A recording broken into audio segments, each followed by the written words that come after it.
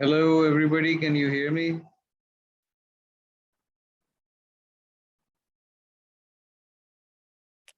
Yes, sir. Okay, very good. So I hope you joined the correct link, जो पहला वाला था। अगर अभी सिर्फ 1 2 3 4 5 लोग नज़र आ रहे हैं तो 2 3 मिनट अभी और देते हैं दूसरों को आने तक। इतने में हम बात कर लेते हैं। कोई अगर आपके पिछले क्वेश्चंस हों पिछले टॉपिक्स के तो उसके बारे में हम बात कर लेते हैं।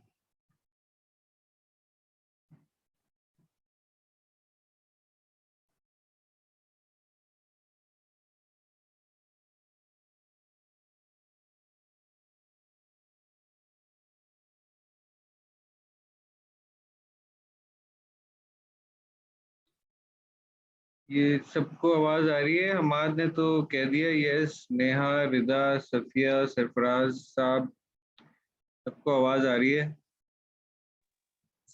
यस सर आ रही है। Yes sir. ओके ओके ठीक है। ऑलराइट। लास्ट सेमेस्टर आप लोगों ने ऑनलाइन क्लासें ली थी कोई?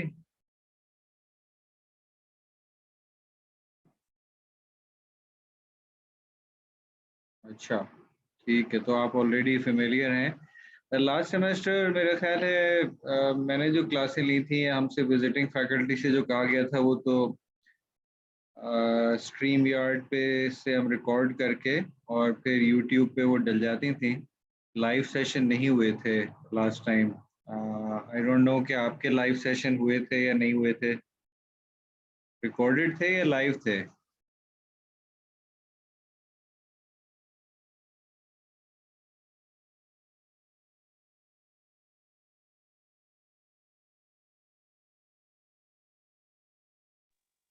सर अभी चल रहे हैं सर आसिम और मैम बुशरा का।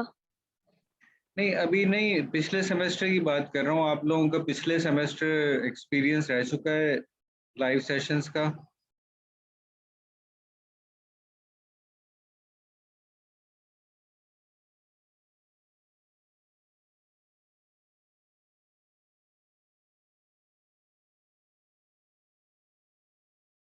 हेलो?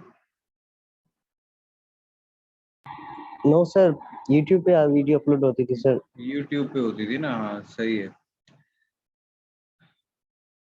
चलें ठीक है। मेरा ख्याल है ज़्यादा लोग नहीं ज्वाइन करेंगे। वो कोई हो सकता है कोई टेक्निकल इश्यूज हो, आई डोंट नो क्या मसला है। हम क्लास को फॉर्मली स्टार्ट कर देते हैं। सर जो सेकंड लिंक है आप वो डिलीट कर दें क्योंकि सब वहां पर जा रहे हैं। अच्छा एक मिनट, ये सालार शायद फ़ोन कर रहा है। जी जी वालेकुम सलाम। ये पहला जो लिंक है ना वो आपने क्लिक क्लिक करना था। ये आई थिंक अभी किसी स्टूडेंट ने बताया कि लोग दूसरे लिंक पे चले गए। मैं उसको फिर डिलीट कर देता हूँ। मैंने ग्रुप में सेंड कर दिया है, ठीक है? जो पहला लिंक है जिसमें लिखा हुआ है टाइमिंग रेफरेंस देके, ठीक है? हाँ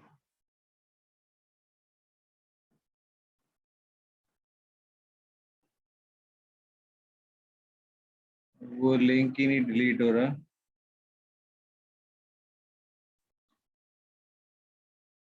क्यों दूसरे ग्रुप में क्यों जा रहे हैं लोग, जबकि क्लियरली टाइमिंग का बता दिया था मैंने।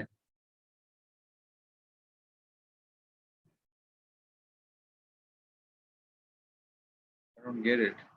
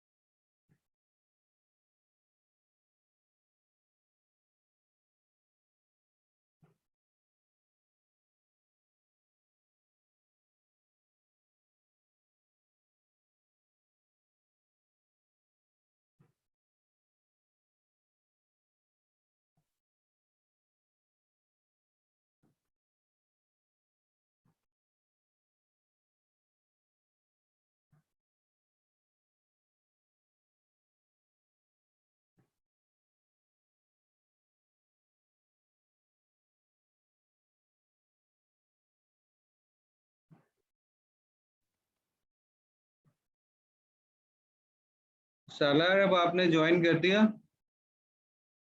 जी सर, मैंने ज्वाइन कर लिया। अच्छा, अब अगर कोई किसी को इशू आ रहा हो ना तो आप मुझे व्हाट्सएप पे मैसेज कर दिएगा, अगर वो वेटिंग रूम में है और एंटर नहीं हो पा रहे हैं या ऐसा कुछ इशू हो। ये दूसरे लिंक पे क्यों जा रहे थे लोग, जबकि क्लियरली मैंने मार्क किया हुआ था पहला लिंक कौन सा है और दूसरा कौन सा है? सर नींद में होंगे। आर्ट बी ऑल सही है। अच्छा चलें ठीक है। अब आपको ये पीडीएफ नजर आ रहा है, स्क्रीन नजर आ रही है? जी सर। चलें ठीक है। अच्छा तो ये दूसरा फंक्शन है ऑर्गेनाइजिंग का जो हमने शुरू करना है। तो प्लानिंग हमने कर लिया। मैंने जो चंद पेपर्स अभी देखना शुरू किए हैं तो उसमें थोड़ी सी बात स्टूडेंट्स की कंफ्यूजन नज़र आ रही है कि जो बेसिक फंक्शंस हैं, जो कोर है हमारे कोर्स की, वो ये 4 फंक्शंस की अप्रोच है कि मैनेजमेंट में। और अगेन जहन में रखिएगा कि फंक्शन से मुराद है कि मैनेजमेंट के लोग जो हैं, मैनेजर्स क्या काम करते हैं। ठीक है, फंक्शन के बहुत सारे मफहूम होते हैं। हम एक कहते हैं कि फंक्शन अटेंड किया किसी ने, मगर जैसे हम बात करते हैं कि किसी मशीन का फंक्शन क्या है, इस मायने में यहाँ मैनेजमेंट के फंक्शंस इस्तेमाल हो रहे हैं। अच्छा, अगर आवाज़ मेरी ना आ रही हो, वंस अगेन सीआर या कोई भी प्लीज़ व्हाट्सएप पे ज़रूर मैसेज भेज दीजिएगा अगर कोई ऐसे इश्यूज आ रहे हो। तो प्लानिंग, ऑर्गेनाइजिंग, लीडिंग, कंट्रोलिंग, ठीक है। लीडिंग को फिलहाल हटा दें, प्लानिंग से हम शुरू करते हैं। प्लानिंग, ऑर्गेनाइजिंग और कंट्रोलिंग से।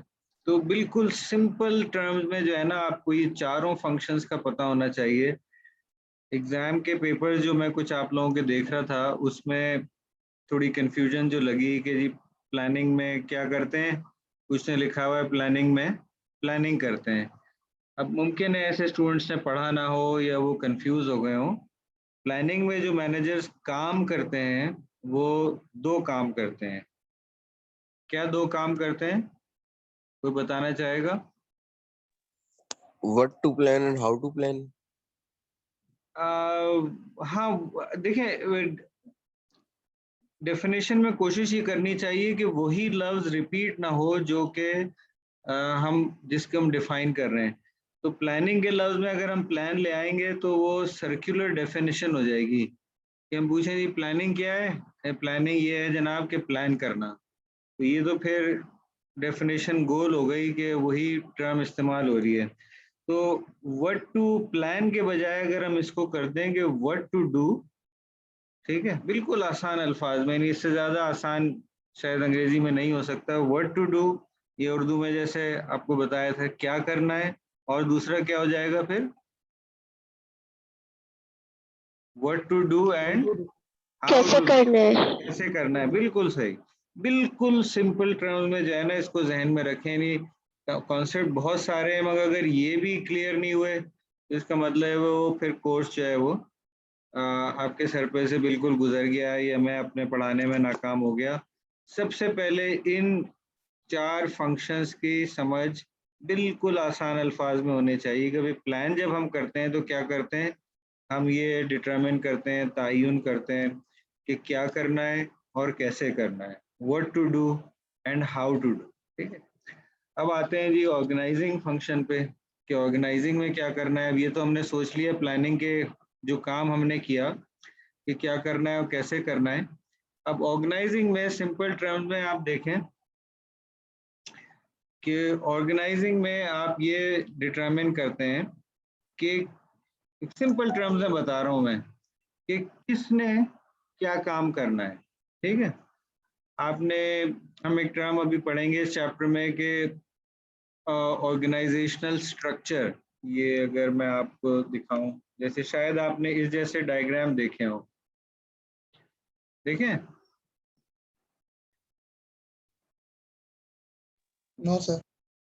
अच्छा, ये ऑर्गेनाइजेशन चार्ट, शायद आपने इस्तेलाह सुनी हो, ऑर्गेनोग्राम भी कहते हैं मगर ऑर्गेनाइजेशनल चार्ट भी इसे कहते हैं कि भाई कौन किस डिपार्टमेंट में काम कर रहा है और कौन किसको रिपोर्ट करता है, कौन किसका बॉस है और कौन किसका सबॉर्डिनेट या मातहत है। तो ऑर्गेनाइजिंग फंक्शन में हम ये, जब हमने पहले प्लानिंग में सोच लिया क्या करना है और कैसे करना है, तो ऑर्गेनाइजिंग के फंक्शन में हम जो काम होना है उसको हम एलोकेट करते हैं लोगों में और डिपार्टमेंट्स में, ठीक है। ये जो आपको डायग्राम अगर नज़र आ रहा हो तो इसमें ये है पेज 386 पे। तो इसमें आप देखिए, अभी हम इस टॉपिक पे आएंगे कि इन्होंने डिपार्टमेंट बनाए हुए हैं मुख्तलिफ। ये कंपनी का नाम है, ये डिपार्टमेंट्स हैं और उसके नीचे फिर मज़ीद डिपार्टमेंट्स हैं और फिर मज़ीद डिपार्टमेंट्स हैं, और यहाँ लोगों के नाम भी हो सकते हैं। एक ऑर्गेनाइजेशनल चार्ट अगर हम किसी रियल लाइफ ऑर्गेनाइजेशन का जो है वो अगर देखें तो ऑर्गेनाइजिंग फंक्शन की फॉर्मल डेफिनेशन देख लेते हैं।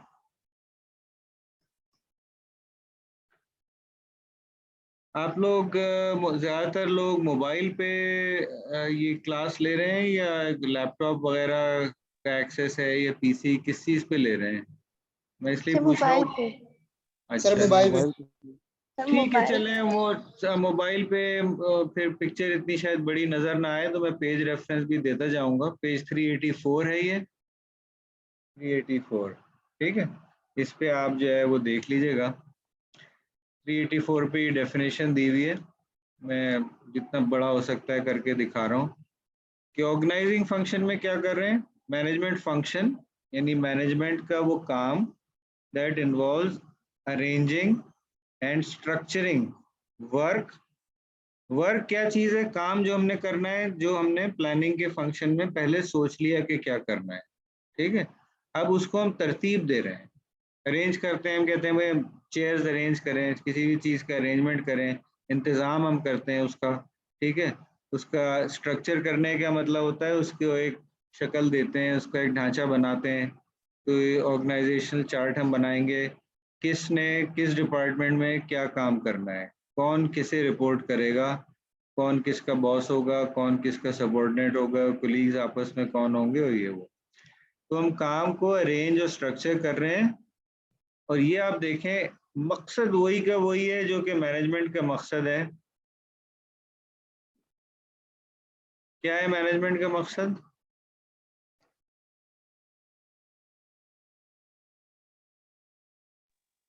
goals achieving. यस।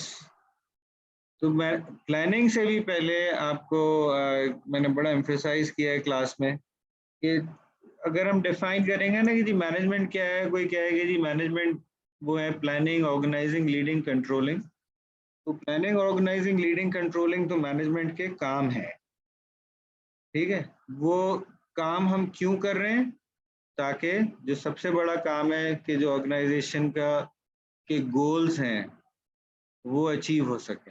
अकम्प्लिश और अचीव जो है वो सिनोनिम्स हैं, ठीक है, मफहूम एक है उनका। अकम्प्लिश करना, अचीव करना, मुकम्मल करना, हासिल करना इदारे के गोल्स को। और ये बड़ा इंटरेस्टिंग यहाँ टर्म है कि गोल्स किसके हैं? इदारे के। ज़ाती गोल्स और इदारे के गोल्स में अक्सर क्या आ जाता है, क्या प्रॉब्लम आती है ज़ाती गोल्स और ऑर्गेनाइजेशन के गोल्स में?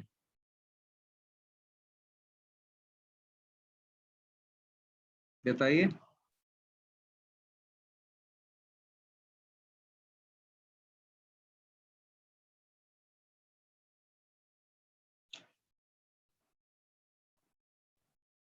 Hello,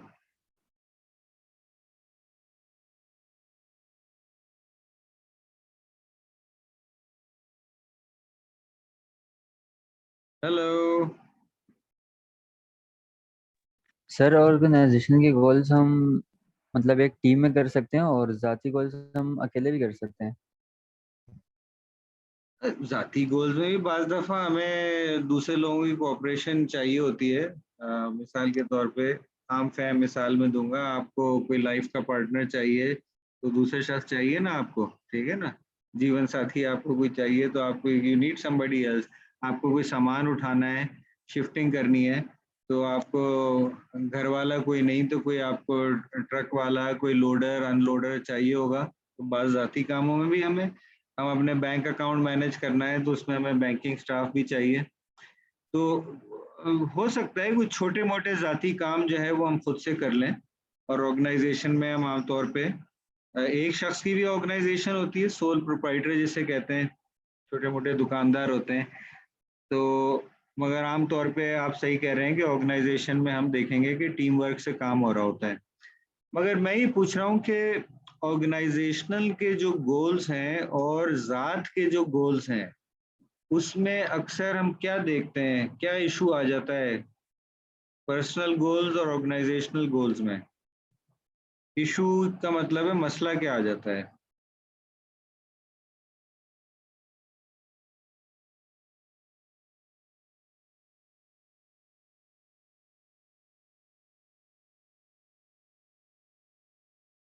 anybody?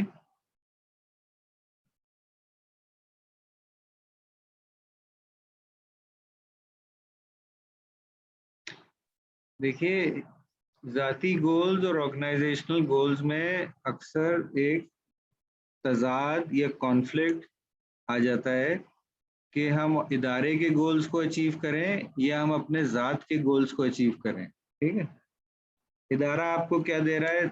तनख्वाह दे रहा है, मिसाल के तौर पे आपको एक पोजीशन दे रहा है, आपको तरक्की देता है, आपको और दूसरी जो है वो फैसिलिटीज़ देता है। हो सकता है कंपनी गाड़ी दे, कंपनी एक अच्छा ऑफिस दे, कंपनी आपको स्टाफ दे।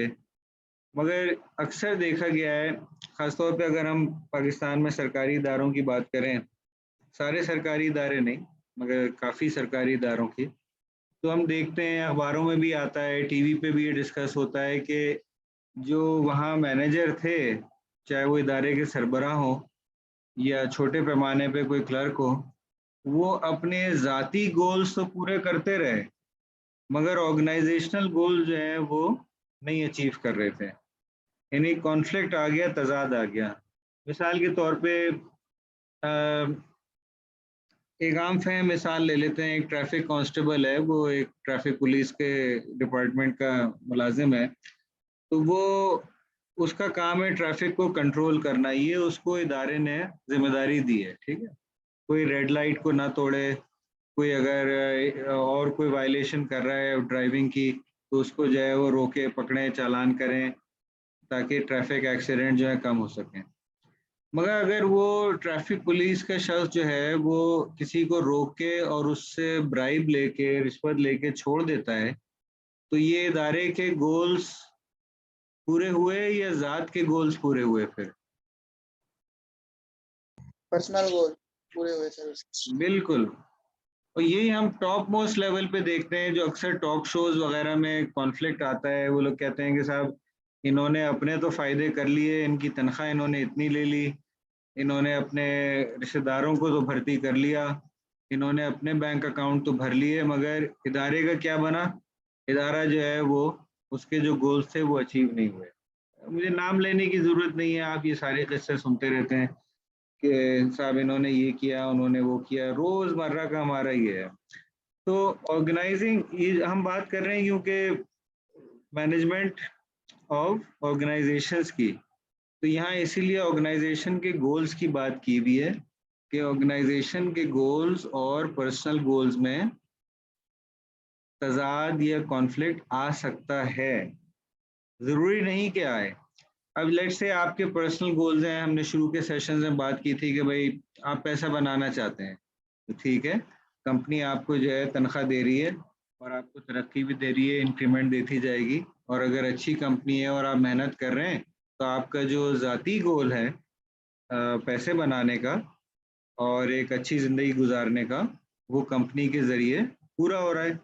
और अगर तनख्वाह भी कोई अच्छी खासी नहीं है मगर एक नौकरी चल रही है, तो ये भी एक सोशल एक स्टेटस होता है। अगर कोई गैर मुलाजिम हो, नौकरी ना मिल रही हो, तो ये भी सोसाइटी में जो है उसके लिए एक डिग्रेडिंग बात होती है कि साहब ये बेरोज़गार हैं। तो रोज़गार अगर मिल गया है, किसी कंपनी ने आपको जॉब दे दी है, तो ये एक आपकी सोशल नीड पूरी हो गई, फिर फाइनेंशियल मॉनेटरी नीड पैसों की थोड़ी पूरी हो गई, ठीक है ना? फिर अगर आप जो काम कर रहे हैं किसी कंपनी में वो पसंद है आपको, तो ये भी एक मौका मिल रहा है आपको कि अपने पसंद का काम करने का, ये भी एक नेमत होती है वो। तो ज़रूरी नहीं है कि कॉन्फ्लिक्ट हो, मगर अक्सर हम देखते हैं कि अपने ज़ाती मफाद की खातिर लोग जो हैं वो अपने, और ये बड़ी बड़ी कंपनीज में होता है, यानी 70s में जापान के प्राइम मिनिस्टर तक पकड़े गए, प्राइम मिनिस्टर कि वो अमेरिकी एक जेट एयरक्राफ्ट कंपनी से उन्होंने ब्राइब ली ताकि उनके जेट एयरक्राफ्ट जो है वो खरीदे जाएं जापान की तरफ से, ठीक है ना। तो प्राइम मिनिस्टर्स, प्रेसिडेंट्स, सीईओज ये इंसान ही हैं और धांधलियों में इन्वॉल्व रहते हैं कुछ जहाँ कॉन्फ्लिक्ट आ जाए। तो कोशिश ये होनी चाहिए एक मैनेजर के तौर पे, एक अच्छे मैनेजर के तौर पे हमें, कि हमारे जो ज़ाती गोल्स हैं वो हम ऐसे तरीके से अचीव करें कि ऑर्गेनाइजेशन के गोल्स भी अचीव हो रहे हो, वरना तो हम ऑर्गेनाइजेशन को खाली अपनी ज़ात के लिए यूज़ कर रहे होंगे और फिर ऑर्गेनाइजेशन का मकसद जो है, जो भी मकसद है वो जो है डिफीट हो जाता है। टैक्स के इदारे को ले लें मिसाल के तौर पे, एफबीआर को ले लें। एफबीआर का अगर सबसे बड़ा गोल ये है कि भाई आवाम से टैक्स ईमानदारी के साथ कलेक्ट किया जाए, तो बहुत अच्छी बात है भाई, टैक्स जमा होगा तो सड़कें बनेंगी, हेल्थ केयर बेहतर होगा, तालीम का निज़ाम जो है, हुकूमत जो काम कर सकती है अपने दिफा करना है मुल्क का, वो सारे काम बेहतर हो सकेंगे, और जो हमने कर्जे लिए हुए हैं वो हम उतार सकेंगे जब हम टैक्स जमा करेंगे आवाम से। मगर टैक्स के जो कारकुनान हैं, अक्सर हम क्या देखते हैं कि वो क्या कर रहे होते हैं टैक्स कलेक्शन के बजाय, बताइए। करप्शन कर रहे होते हैं, करप्शन। बिल्कुल, मुझे एक टैक्स के लॉयर बता रहे थे हर साल फाइलर बनना पड़ता है वरना पैसे कहीं से मिले वो कट जाते हैं। वो कह रहे थे कि एफबीआर ज्वाइन करने के 6 महीने में वो गरीब इलाकों से उठ के एम्प्लॉय जो हैं वो डिफेंस में उन्होंने घर ले लिया और वहाँ बसने लगे करप्शन करके। लेट्स से वो मिसालें बता रहे थे मुझे कि 1 करोड़ का अगर चालान है, टैक्स देना है किसी कंपनी ने, तो वो मिली भगत करके कंपनी के साथ उस 1 करोड़ को कहा कि अच्छा ठीक है, हम 7 करोड़ कर देते हैं इसे, बस 4 करोड़ सॉरी 7 लाख कर देते हैं, 4 लाख तुम हमें दे देना, तो तुम्हारा टैक्स जो है हम कम कर देंगे। तो ज़ाती गोल तो पूरा हो गया, मगर इदारे का गोल जो है वो बहुत हद तक नाकाम हो गया, यानी 90% आप समझें जो इदारे को मिलना था वो नहीं मिला, ठीक है ना। तो हमने प्लानिंग के फंक्शन में क्या करना है और कैसे करना है ये हमने डिटरमिन कर लिया, सोच लिया, और ऑर्गेनाइजिंग के फंक्शन में फिर हमने किस शख्स ने क्या काम करना है वो उसको हम जो है तरतीब देते हैं, हम ऑर्गेनाइजेशन का स्ट्रक्चर बनाते हैं, जो हमारी नेक्स्ट डेफिनेशन है। The formal arrangement of jobs within an organisation. तो हमें कहीं दूर जाने की ज़रूरत नहीं है, हम बेनज़ीर यूनिवर्सिटी को ही देख लें। बेनज़ीर यूनिवर्सिटी का एक सीईओ का जो इक्विवेलेंट है वो वाइस चांसलर की पोजीशन है, फिर डीन्स होंगे, फिर चेयरमैन हैं डिपार्टमेंट के, फिर उनके नीचे टीचिंग स्टाफ है, सीनियर, फिर जूनियर, फिर विजिटिंग फैकल्टी मिसाल के तौर पे आती है, फिर क्लरिकल स्टाफ है जो कि लेट से अकाउंट ऑफिस में कर रहा है, सिक्योरिटी का इंतज़ाम संभाल रहा है, एडमिन का है, जो नॉन टीचिंग स्टाफ है, सफाई सुथराई का है, और नीचे से नीचे जाते जाएं तो जो लोएस्ट लेवल क्लर्क होगा वो जो है। मगर पॉइंट क्या है कि ये सारा फॉर्मल अरेंजमेंट है, इनफॉर्मल नहीं है कि एक शख्स जाए कि वो कहे कि आज ही मैं चेयरमैन बन के बैठूंगा या मैं डीन होऊंगा आज का, नहीं, सबको पता है कि किसकी क्या पोजीशन है। ये भी नहीं हो सकता है कि कॉमर्स डिपार्टमेंट के शख्स जाके बिजनेस स्कूल में बैठ जाए कि भाई काम तो हमारा सिमिलर है, मैं वहाँ के चेयरमैन हूँ, मैं यहाँ के चेयरमैन बन जाता हूँ, ठीक है। या डीन जो है वो कहे कि आज तो मेरा जो है वो रजिस्टर भरने का दिल चाह रहा है तो मैं तो अकाउंट्स ऑफिस में जाके बैठूंगा, नहीं, डीन का काम एकेडमिक का काम है, ठीक है ना। तो हर शख्स को ऑर्गेनाइजेशन का जो स्ट्रक्चर है, किसी भी चीज को स्ट्रक्चर या ढांचा देते हैं, तो फॉर्मल वर्सेस इनफॉर्मल हम अरेंज करते हैं या तरतीब देते हैं कि जॉब्स जो काम है वो कौन करेगा किस डिपार्टमेंट में किस लेवल पे, ये बात आपको क्लियर होनी चाहिए बिल्कुल कि ऑर्गेनाइजिंग और प्लानिंग फंक्शन में अभी क्या फ़र्क है और क्या करना है।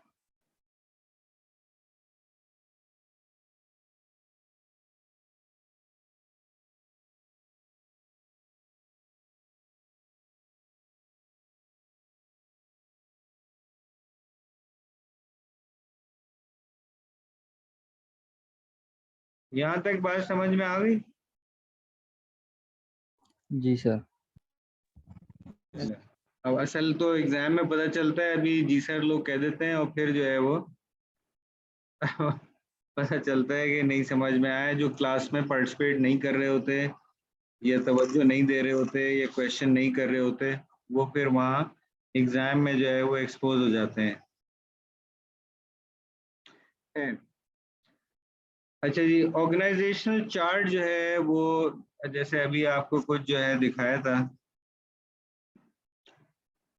कि एक हम डायग्राम के फॉर्म में बना देते हैं, लाइनें ड्रॉ करके कि टॉप पे कौन है, डिपार्टमेंट्स क्या बने हुए हैं। ये जैसे आपको यहाँ दिखाया था ये वाले, ये सिर्फ छोटे से ऑर्गेनाइजेशन चार्ट्स हैं। अगर आप कंपनी की किसी की एनुअल रिपोर्ट देखें तो उसमें आपको नज़र आएगा। अगले सेशन में मैं आपको जो है वो किसी कंपनी का ऑर्गेनाइजेशन चार्ट जो है वो शेयर कर दूंगा, ठीक है। तो ये है ऑर्गेनाइजेशन चार्ट, ये स्ट्रक्चर बने हुए हैं कि किसने क्या करना है और किस डिपार्टमेंट में कोई काम कर रहा है और किस लेवल पे कोई है, ठीक है जी। वंस अगेन कोई भी सवाल हो प्लीज तो पूछ लीजिएगा। लाइव क्लासेस का फायदा यह है कि पार्टिसिपेशन का जो है आपको मौका मिल सकता है।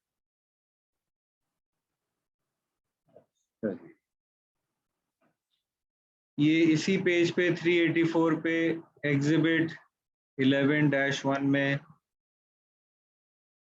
पर्पसेस ऑफ ऑर्गेनाइजिंग दिया हुआ है कि मकसद क्या है ऑर्गेनाइज करने का। जैसे हमने प्लानिंग में देखा था मकसद क्या है, पहला मकसद था कि एक ऑर्गेनाइजेशन को एक डायरेक्शन मिल जाती है, सिम्त मिल जाती है कि भाई कहाँ जाना है हमने। इसी तरह ऑर्गेनाइजिंग में जो है क्या मकसद होता है ऑर्गेनाइजिंग का, ऑर्गेनाइजिंग फंक्शन का, काम को, वर्क को डिवाइड करना स्पेसिफिक जॉब्स में और डिपार्टमेंट्स में। जी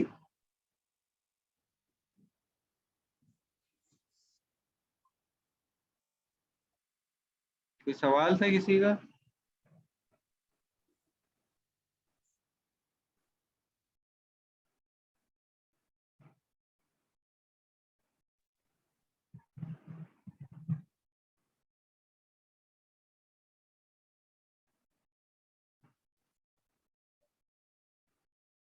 नो क्वेश्चंस? अच्छा भाई ठीक है।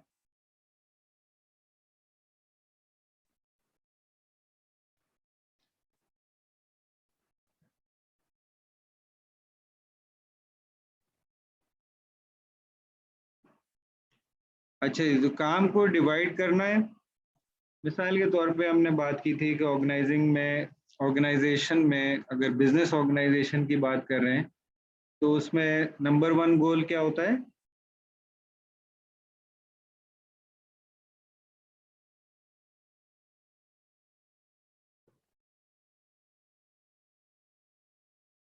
वर्क को डिवाइड करना।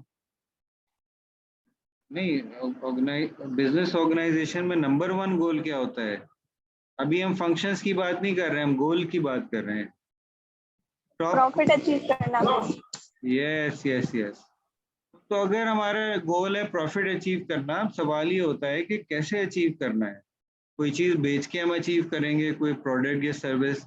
अच्छा, अब ये फैसला करना है कि क्या चीज़ बेचनी है, ठीक है। चले हमने सोच लिया है कि हमने XYZ प्रोडक्ट जो है वो हमने बेचना है, ठीक है।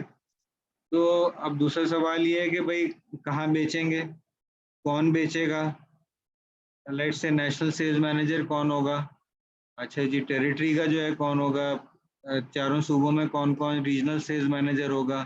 फिर रीजनल सेल्स मैनेजर्स को कौन सेल्स के असिस्टेंट मैनेजर जो हैं वो असिस्ट कर रहे होंगे। एरिया सेल्स मैनेजर कौन होगा, ठीक है। तो नेशनल सेल्स मैनेजर हो गया टॉप पे, एरिया सेल्स मैनेजर हो गया, रीजनल सेल्स मैनेजर हो गए, फिर एरिया सेल्स मैनेजर हो गए, फिर जो है आपके सिटी के हो गए, सिटी में भी डिस्ट्रिक्ट्स हैं उसके मैनेजर हो गए। तो आपको काम को, जो टॉप मोस्ट काम है प्रॉफिट अचीव करने के लिए, वो बड़ा गोल है, उसको आपने डिवाइड अप कर दिया।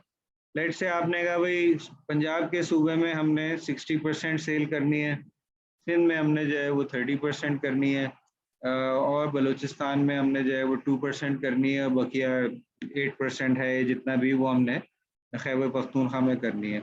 और साहब ये लोग इस काम के लिए रिस्पॉन्सिबल होंगे, ठीक है।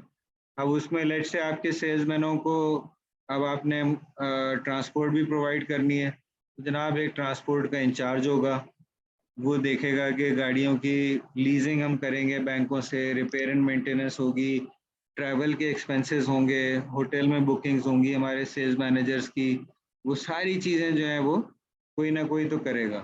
तो काम, क्योंकि ये तो हमने मान लिया कि प्रॉफिट कमाना है, मगर प्रॉफिट कमाने के लिए हमें काम को तकसीम करना पड़ेगा।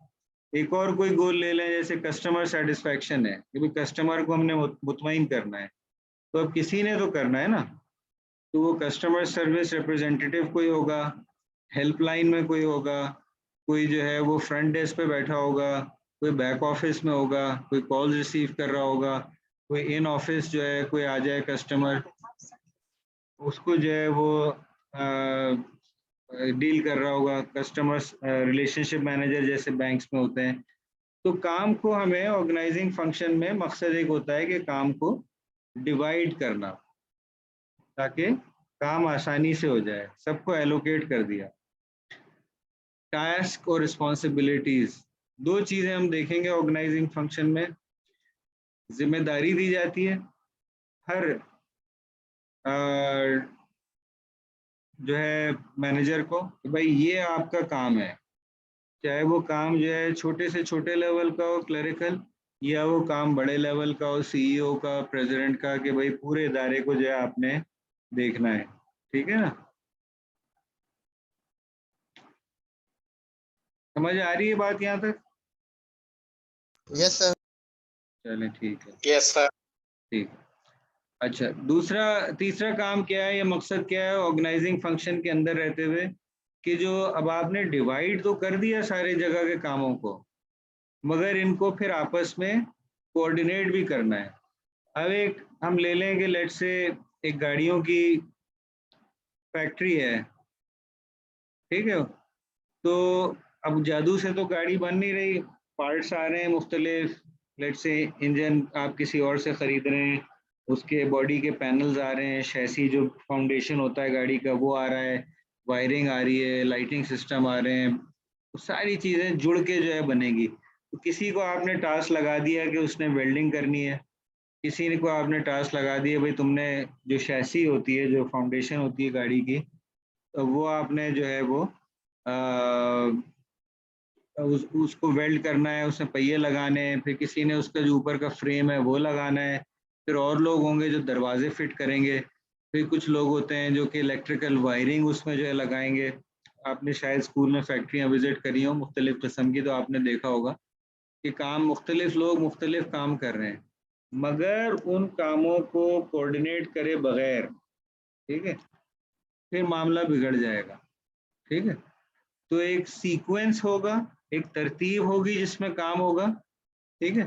मिसाल के तौर पे आपने बॉडी का सारा स्ट्रक्चर पूरा जो है लगा दिया, और आप फिर कह रहे हैं कि अब जो है हम इसमें इलेक्ट्रिकल वायरिंग अब हम फिट करना शुरू करेंगे। नहीं, बहुत सी वायरिंग जो है वो पहले शैसी के लेवल पे फाउंडेशन में ले की जाती है, फिर ऊपर का स्ट्रक्चर रखा जाता है, फिर पैनलिंग फिट की जाती है, and so on so fourth. या जिनका काम है फैक्ट्री में गाड़ी को पेंट करना मिसाल के तौर पे, ठीक है, वो स्प्रे पेंट हो या बेक पेंटिंग हो, जो भी तरीका है पेंटिंग का गाड़ी का, तो ये नहीं हो सकता वो कहेंगे नहीं नहीं हम सबसे पहले गाड़ी को पेंट कर देंगे। नहीं, गाड़ी का पेंट होगा एक स्टेज पे जाके, और उसके बाद फिर जब वो बॉडी पेंट हो जाती है उसके बाद फिर मिसाल के तौर पे सीटें और दूसरी चीज़ें जो हैं उसमें लगाई जाती हैं, वरना जो है वो तरतीब अगर बिगड़ जाए तो जो हमारा काम है वो बिगड़ जाएगा। तो जो डाइवर्स यानी मुख्तलिफ काम हैं जो आपने यहाँ डिवाइड कर दिए थे, अब इनको कोऑर्डिनेट भी करना है, ठीक है, इनको आपस में लिंक भी करना है। तो एक प्रोसेस बनाया जाएगा, किसने कौन सा काम किस वक्त किस तरतीब में करना है, ताकि वो हम उसको सही तरीके से टोटल टास्क को अचीव कर सकें। तो जो जॉब्स आपने डिवाइड किए हैं, इनको आपने गिरोह बना दिए, क्लस्टर कर दिया यूनिट्स में। क्लस्टर से क्या मुराद है कि उनको इकट्ठा कर दिया। अगेन मैं अभी हम जब ये सेशन ख़त्म हो जाएगा, अभी 1 मिनट 40 सेकंड रह गए हैं, तो मैं नए लिंक में फिर जब तक हम आएंगे तो मैं आपको एक ऑर्गेनाइजेशन चार्ट जो है वो दिखाऊंगा। तो इंशाल्लाह वो देख के आपको फिर और बेहतर अंदाज़ा हो जाएगा कि what I am talking about.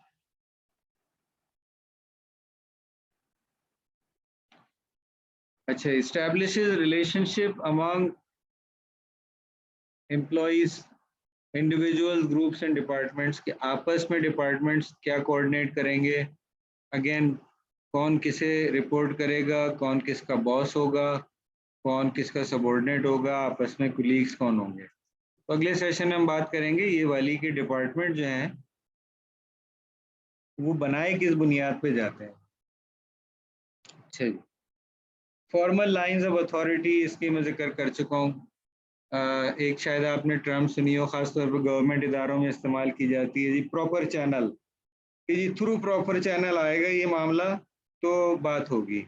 इसका मतलब है कि आपने पहले एक स्टेज, फिर दूसरे स्टेज, फिर तीसरे स्टेज, फिर चौथे स्टेज, जो भी लेवल्स हैं ऑर्गेनाइजेशन के, उसमें से गुजरते हुए आपने जो है वो काम करना है। जॉब के इंटरव्यू के लिए आप जाएंगे मिसाल के तौर पे, तो आप एक पहले लेवल पे इंटरव्यू होगा, फिर उससे ऊपर लेवल पे, फिर उससे लेवल पे, फिर आखिर में बाज़ दफ़ा जो है वो सीनियर लेवल पे जिसमें CEO या टॉप के लोग बैठे होते हैं, वो आपका फाइनल इंटरव्यू करते हैं, फिर सेलेक्ट करते हैं।